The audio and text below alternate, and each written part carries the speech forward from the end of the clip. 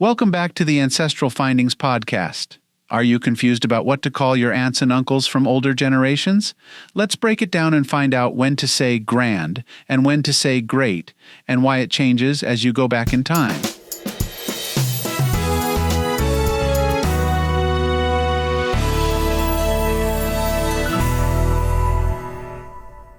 Knowing the right names for family members is important. It helps make it clear who is in your family. This is useful for anyone who is looking into their family history. So, what should we call our aunts and uncles from older generations? The prefix grand is often employed to indicate a relationship that spans across 2 generations. It embodies a sense of closeness and direct lineage. When you refer to your grandparents, you are acknowledging the immediate ancestral line from which you descend. This logic extends to the siblings of your grandparents, who are referred to as grandaunts and granduncles. In genealogy, this terminology becomes crucial. When tracing back family trees, understanding the direct lineage is paramount. The term grand helps in simplifying the complex web of relations, providing a clear path of descent. Furthermore, in legal scenarios, the grand prefix might play a role in inheritance matters, showcasing a direct line of heritage.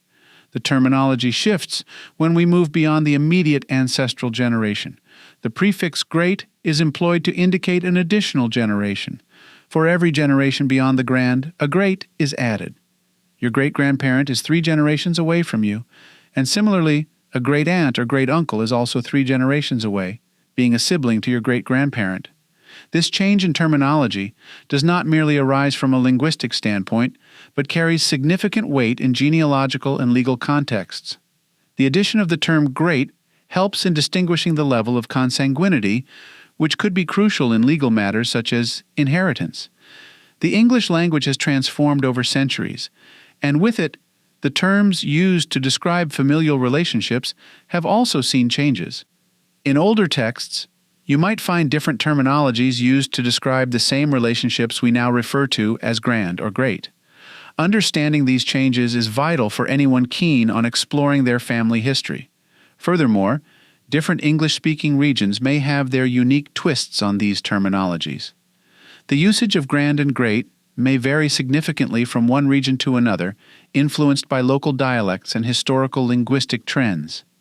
Exploring the rich diversities of cultural traditions, one finds an array of fascinating traditions and terminologies used to describe familial relationships.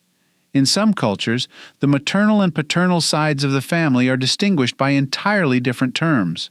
For instance, in Hindi, the terms for maternal and paternal grandparents are vastly different, reflecting the cultural significance of each parental lineage. In other cultures, traditional naming patterns can provide a wealth of information about family lineage.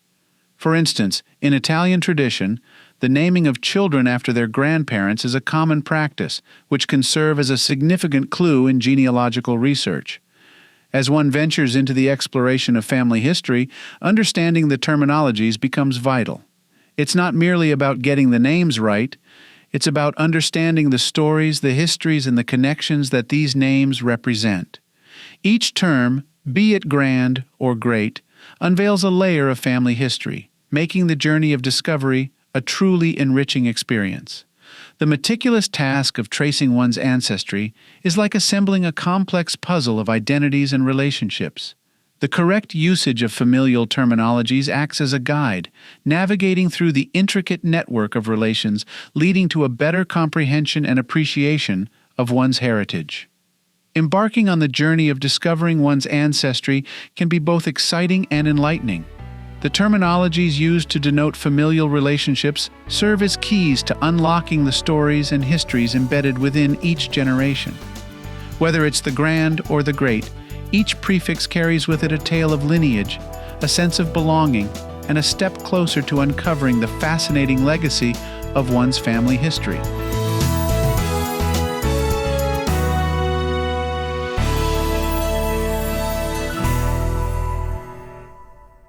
Thank you for listening and subscribing to the Ancestral Findings podcast. For additional resources, visit ancestralfindings.com. You can download a free ebook, request a free genealogy lookup, and even participate in our weekly historical postcard giveaway. If you want to support us in more ways, consider supporting us on Patreon or PayPal. Every contribution helps keep the lights on. From all of us at Ancestral Findings, thank you for being an integral part of our family history community since 1995. I hope you have a wonderful day and, as always, happy searching.